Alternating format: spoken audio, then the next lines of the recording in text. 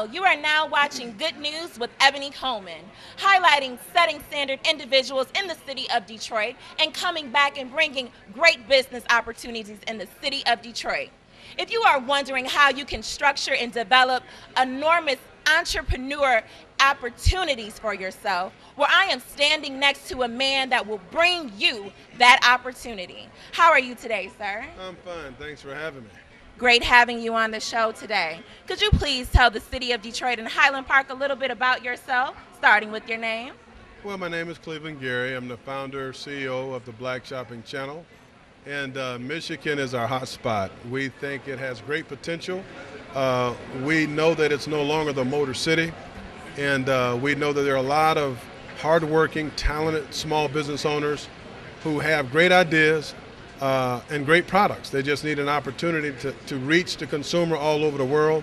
And the Black Shopping TV channel provides that opportunity for them. Currently, we're on Dish Network in 52 states, including the District of Columbia and Puerto Rico, reaching 14.5 million homes. So if you have a product and you're a small business owner and you want to create independent wealth, the Black Shopping Channel is a great place for you to sell your products. Yes. We love the fact that you're coming into our community and spreading such an opportunity to allow not only our community, but people without a standing 50 states to be a part of something that will bring wealth to them. If you can have social networks that's out in the community bringing such a strong foundation such as yourself, we give accolades to you, sir, and we thank you for this opportunity. Well, thank you. I mean, the most important thing is being in a position to be able to give back and make a difference. Our motto here at the Black Shopping Channel is moving forward and giving back. Yes. And when we can reach out to small business owners who struggled for so many years, place them in a position to make money, we know we're doing our job. I'm going to say. Yes. So here at the BCS channel, not only are you giving people opportunities to show individuals within their community about their product, but you're giving them a caveat, a format that's allowing them to not only spread it locally, but worldwide. That is correct. We're going to be a global powerhouse within the next 12 months. And I don't think people realize the impact of being the first. When you think about Facebook, they were the first. Microsoft, they were the first. And this is something that not just black people, but there's not a lot of folks in their lifetime can say, I was the first. That's right. That is unique and it's powerful. And we're looking forward to all the good graces that God is going to provide to us over this next year and beyond. Yes. So how are we able to reach out and become a part of what you all are forming at the BSC Black Shopping Channel? How can we become a part of this? Should we go to social media? Do you guys have a website or a phone number that we can contact you? Yes, you can go to our website at www.blackshoppingchannel.com. Yes, sir. Or call our 800 number, which is toll-free, 800-826-1497. And I just want to add a subcomponent. It's more than a shopping channel. Our goal is to impact people's lives. So many people are impoverished, they're struggling, they're geniuses, they have great ideas, they have bad credit, they don't have the opportunities for a second chance. We also have the BSC credit card, which no one gets turned down for. It's guaranteed. If you want to improve your credit, the BSC credit card is the way to go. So once you check out our website at blackshoppingchannel.com, you're going to see some opportunities that's going to do the most important thing that I could have ever been a part of, to be able to contribute and help make a difference in your life. It's going to improve and enhance your life in the area of your financial well-being, without a doubt. Yes, sir. Would you like to add anything additional to that? Cleveland said it best. There are many products and many opportunities. There's a business opportunity, but for those who are not in business and don't have any products to sell, we have the Black Card, and in ways that people can get involved, go to that website, www.blackshoppingchannel.com, and educate yourself on all the various categories of products and services that Black Shopping Channel offers. And just another additional piece that I would like to add to it is about Sunday's Corner. This is a phenomenal aspect that you all are bringing to individuals within a community. Not only do you have to have a product that is something that's a materialistic thing, you're telling us that you can have a product that is musical as well, or a product that is motivational as well. And also, you can have it on your website and share it with the masses. Yeah, we have two subcomponents of the Black Shopping Channel. One is Black MTV. Many record artists have sold millions of units only to discover they have no money left. BSC is here to change that. With the advent of the internet, you can have your own record store. Imagine as a music artist, you're independent, you're a business owner, bona fide, and you're a great artist, which helps you to keep your money. And that's what we want you to do. We don't want you to lose your money. You can have your own online store, your own picture of your album. You can upload your audio files via MP3, similar to iTunes, and we will market and spend millions of dollars driving people to blackmtv.com or sundays.com. Those are our two subcomponents via MP3. Whether you're a gospel singer or a preacher, you can upload your audio file, and you're going to make money, I guarantee you, because of the marketing dollars that we're spending to drive traffic. So we want to create millionaires. That's the bottom line here. And Sunday's Corner and Black MTV provide those opportunities. Would you like to add anything additional to that, sir? Cleveland said it best, and we look forward to providing all of these products and services to the Black community and the community overall. As you said earlier, this is not a Black thing. It's an American thing.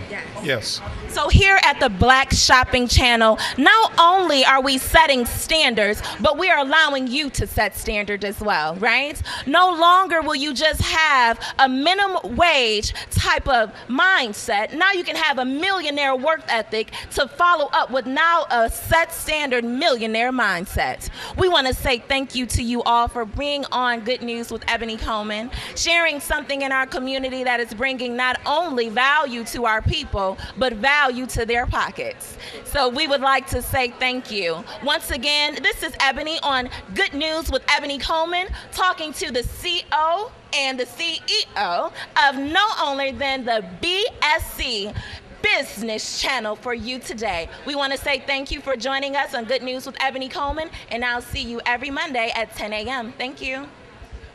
Wow. How are you today, sir? I'm doing very well today. Well, welcome, welcome. Could you please tell our viewers a little bit about yourself, starting with your name, sir?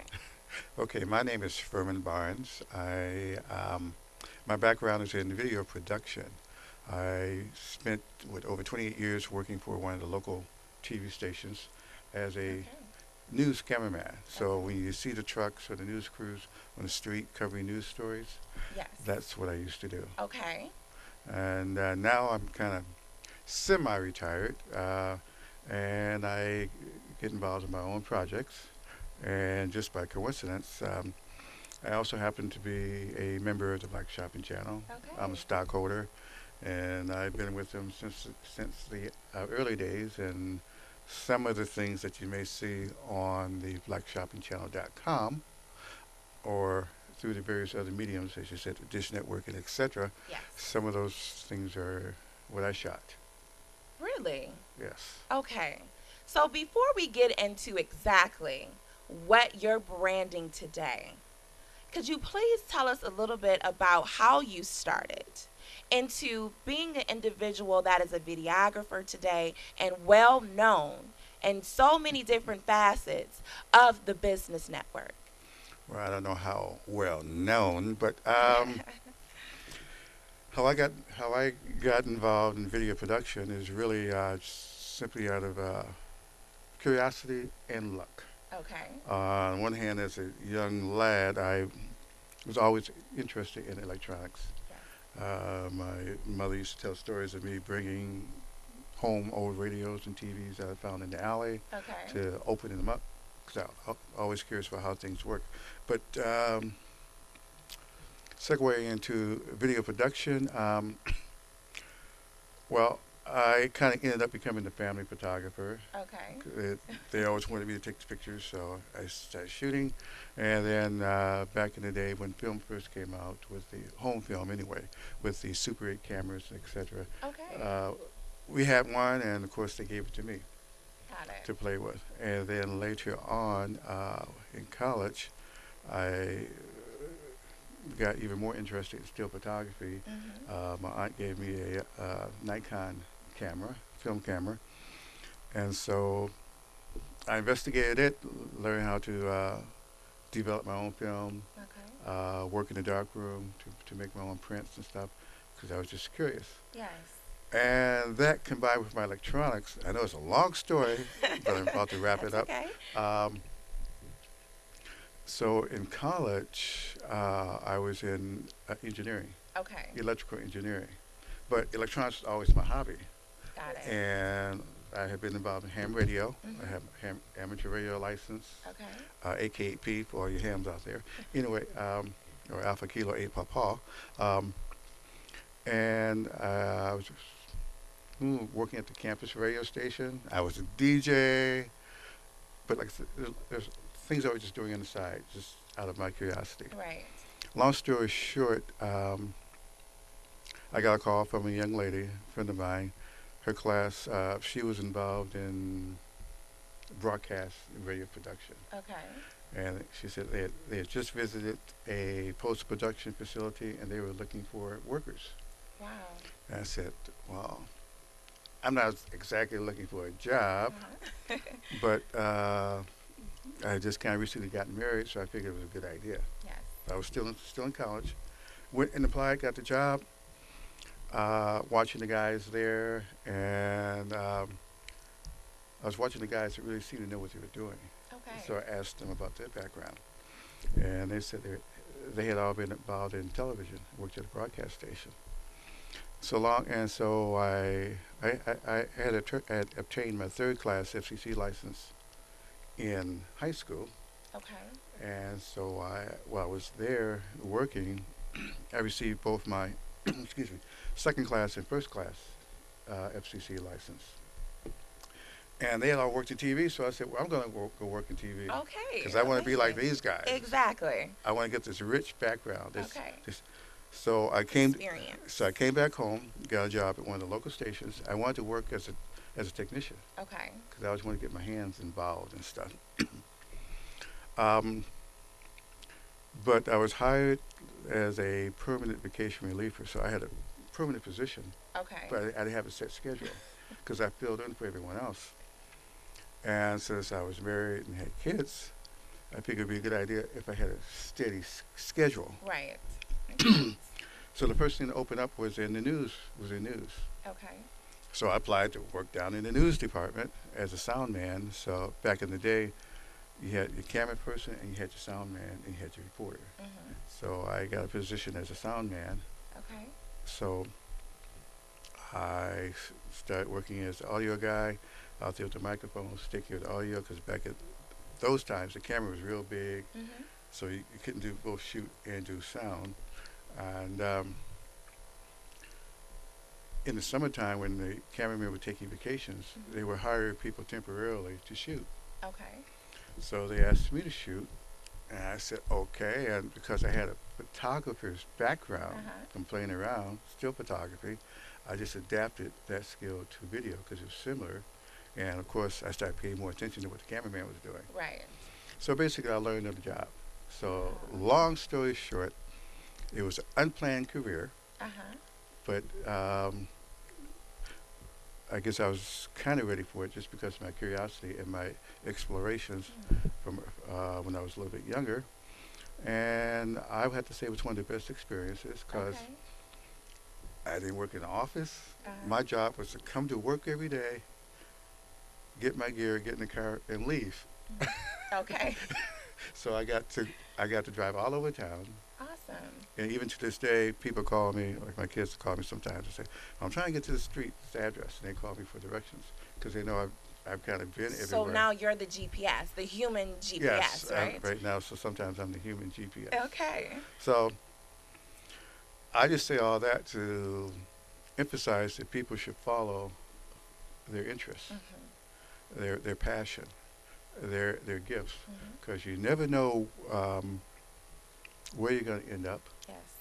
And I've been thinking about the other day, telling people always try your best. Because of my interest in electronics, I went to Cass Tech, which is a great school. Okay. And one of the best things I liked about Cass was the diversity of the student body, because you have people coming from all over the city. So back in the day, you know, you had your people, you had your cool people, you had your athletes, you had your elites, you had your political radicals. Yes. And it was diverse, and so you got a chance to be exposed to a lot of people, Okay. and not just your local neighborhood. Awesome.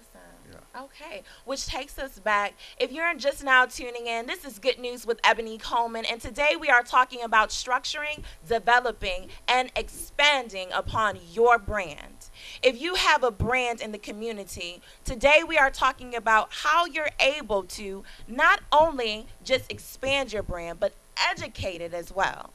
Meaning that Furman is sitting here today explaining to us how not only did you just have a dream, but how you were able to educate that dream into a career path for yourself.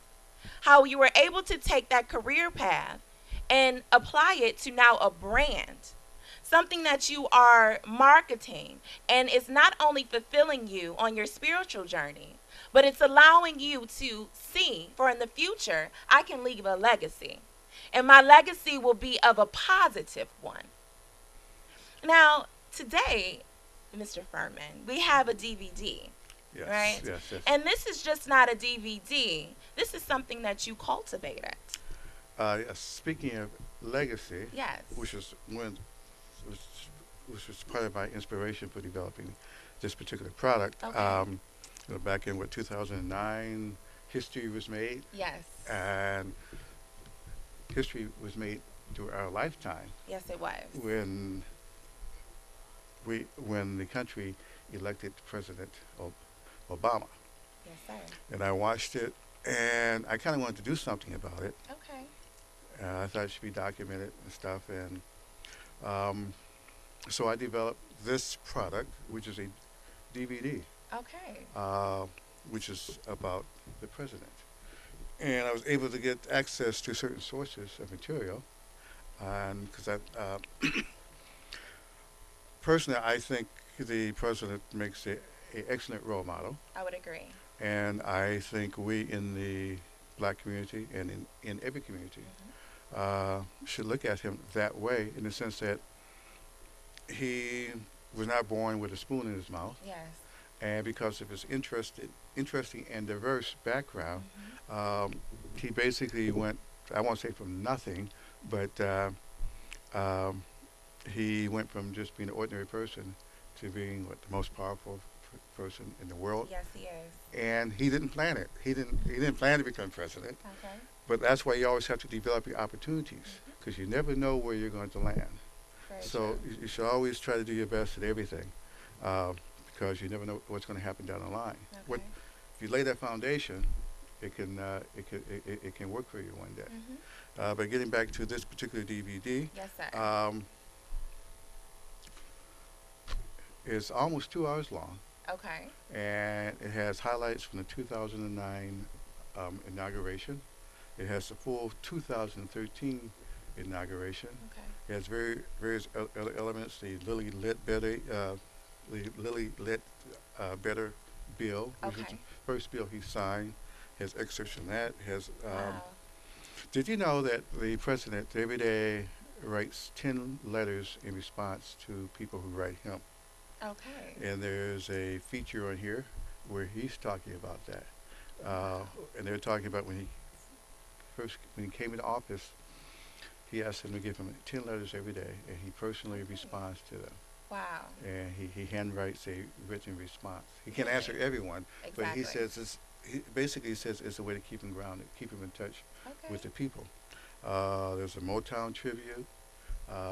It shows Willie Mays on Air Force One. You know, the great baseball great. Exactly. There's a slideshow. Um, when he came on TV and talked about Osama bin Laden, Wow. that's on Okay. here. My brother's keepers, various other things. But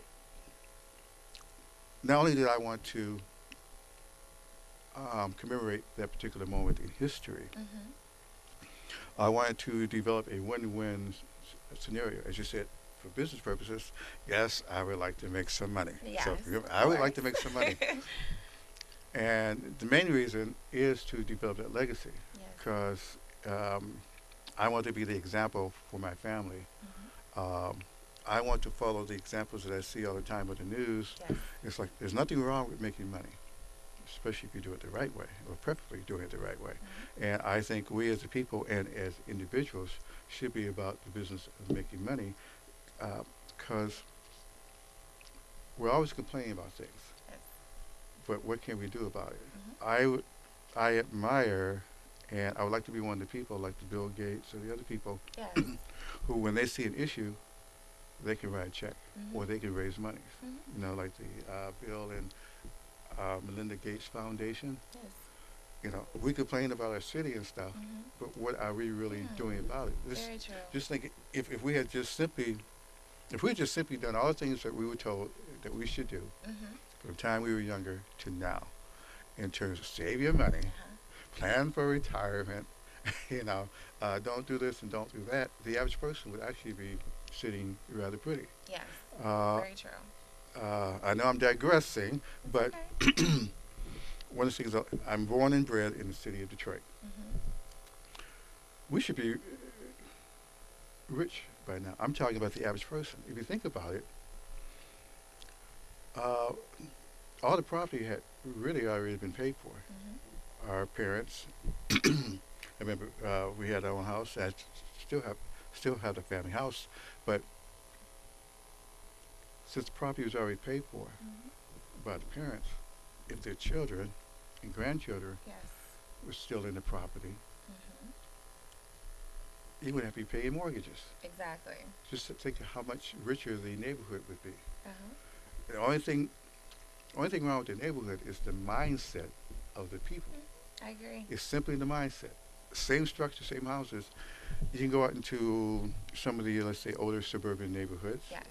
and similar structures, housing, you know, same time period. Okay. The difference is the mindset of the people. I would agree. If you don't want blight, don't let your property become blighted. Right, Fix it yes. up. I get really disappointed when I see people walking down the street and let's say they have a can of pop or whatever, or they purchase something, when they get done with it, they drop it on the street. And you're talking to people and say, well, I want to leave. I want to go someplace. Why? You know, because it's dirty, things are falling down. I said, but they wouldn't be if you didn't do it. Exactly. You know, if you taught your kids, talk about the school situation. Yeah. If the parents were parents, schools would be fine. Well, you know what? To me, it's important that you're bringing up this issue, especially in the city of Detroit, and Highland Park as well. I say that because President Barack Obama has started a movement, right? And this movement is a powerful movement, especially for our people in our own backyards in our community. Why? Because it's a movement that's stating, being my brother's keeper. And just as you just stated, being my brother's keeper is not just looking out for individuals, it's looking out for your community as well. It's important that we highlight these issues because so many people want to run away from the problem and sweep it under the rug, not realizing that the problem still exists. Just because you don't see it doesn't mean that it's not there. Big time, big Yes. time, big time. If we were selfish about our families, Yes. I tell people all the time, I say, if you just took care of your family, Uh-huh. the families took care, the brothers and sisters took care of each other's kids, nieces, and nephews. Made sure that everyone shared in the responsibility of raising the kids. It takes a village to raise a child. Going to the schools, volunteering at the schools, Yes. going to the parent-teachers conferences, going to the LSCOs and the PTAs, depending on which one you have. Schools and the kids would be in much, much, much better position. But to segue back to this particular DVD, what I've tried to do with this is to develop a winning formula in terms of where everyone can share in the profits of the DVD. And look, I would like everyone to have one of these, but like I said before, I don't have to make all the money, so I would like to share the money. Okay, and how would you go about doing that? Okay, I would like to work with different groups. In this case, I'm talking to a couple of bishops, different organizations. Yes.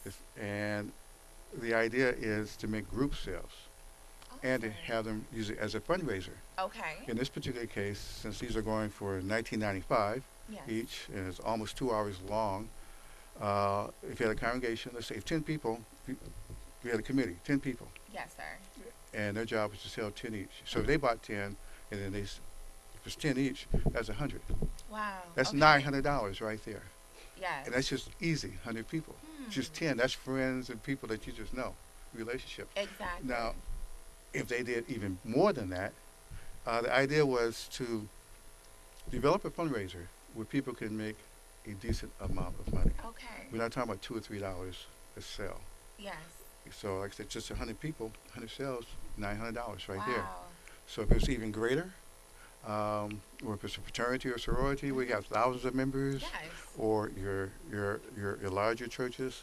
The reason I picked 100 is because I figured the average size church is something you can do. Right. And $900 makes an impact. It can go for your scholarship fund. It can go for your building fund.